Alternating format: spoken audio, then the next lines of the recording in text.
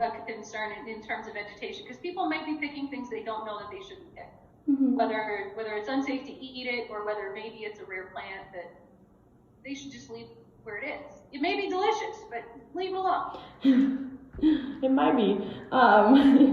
Do you know any of the, and we've kind of already gone over this again, but what are some of the effects of lack of human activity towards like animals or wildlife?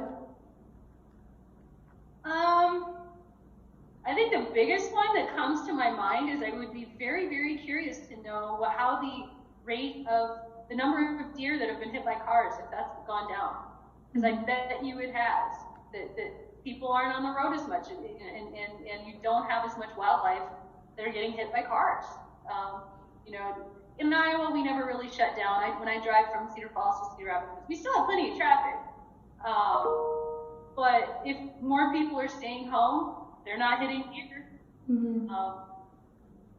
or pheasants or ducks for that matter. There's somebody who hit a duck the other day. Oh, how? Like, you gotta see them coming. They're so slow. It was dark, it was at night, and of all things, the duck actually hit his bumper and poked a hole in it and got stuck in there. It was horrible. Was he still alive or was he dead? No, it's dead. Okay, good. That's good at least. Ugh, that's so sad. It was pretty amazing. So there's some wildlife that were still affected by humans. Mm-hmm. But you probably, I don't know, if more people are fishing, maybe. If there's more fishing happening, I don't know. I don't know. That's a good question. Okay. Has the lack of human activity had any effect on climate change? Do you know? It has to. And that gets back to air quality and carbon emissions. I think that's something that, again, the Mauna Loa Observation Center, I would be, I have time now. I should go look at these kinds of things. But yeah, we're not burning as much carbon. We're not driving. We're not flying.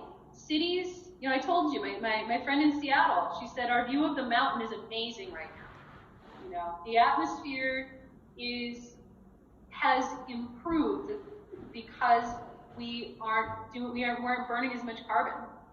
And to me, that is a positive that not only we have an impact, it also shows that we can do something about it.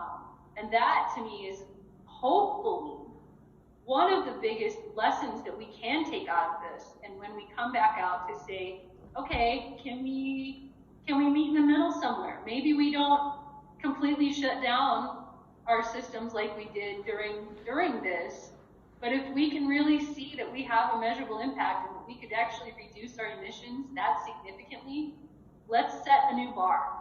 Let's actually try to do this, Yeah. Do you think that the changes to climate change have been significant enough to stick around, or what do you think this means for climate change, what we've been doing? It gives the scientists, I think, some very valid affirmation, to be able to say, we did this.